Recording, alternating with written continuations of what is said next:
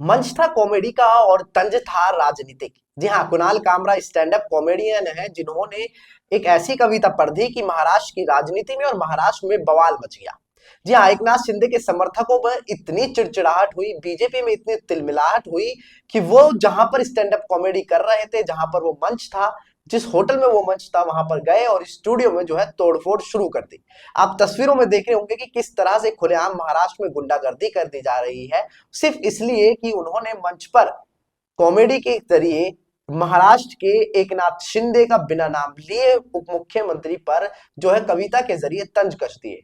उनकी जो है कंट्रोवर्सी बना दी गई है। अब इसको आपको बता दें कि खार थाने में जो एफआईआर भी कर दी गई है उसके खिलाफ, कुणाल कामरा के खिलाफ, और उन्हें लगातार अब धमकियां दी जा रही हैं कि हम आपके ऊपर कालिक पोतेंगे, हम आपको छोड़ेंगे नहीं, बख्शेंगे नहीं। वहीं शिवसेना कार्यकर्ता और बीजेपी के कार्यकर्ता जो है अब इस पर माफी मांगने की बात कर रहे हैं और लोग अपनी अपनी प्रतिक्रिया दे रहे हैं। आपको बता दें कि वो कविता क्या थी जिसके बाद ये पूरा बवाल हुआ। तो पहले आप उस कविता को सुनिए।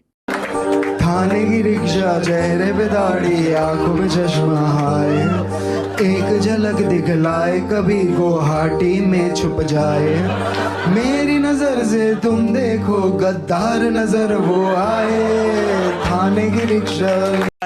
गद्दारों को गद्दार करना ये किसी पर हमला करने की बात नहीं है, जो गद्दार है वो गद्दार है। जिस प्रकार से स्टैंड अप कॉमेडियन कामरा इन्होंने एक गीत के माध्यम से महाराष्ट्र के पूर्व मुख्यमंत्री और विद्यमान उप मुख्यमंत्री श्री एकनाथ शिंदे जी को अपमानित करने का प्रयास किया है, ये गलत है। हम इसकी निंदा करते हैं। ऐसी चीजों को सहन नहीं किया जा सकता।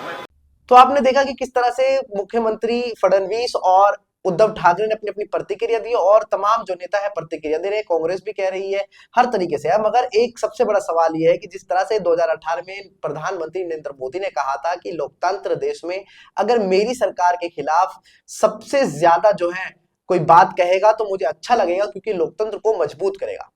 मगर होता क्या है, मगर होता यह है कि अगर सरकार के खिलाफ कोई भी बोलता है, कोई भी किसी नेता या मुख्यमंत्री के खिलाफ बोलता है तो उसको दबा दिया जाता है। ये असलियत की कहानी है।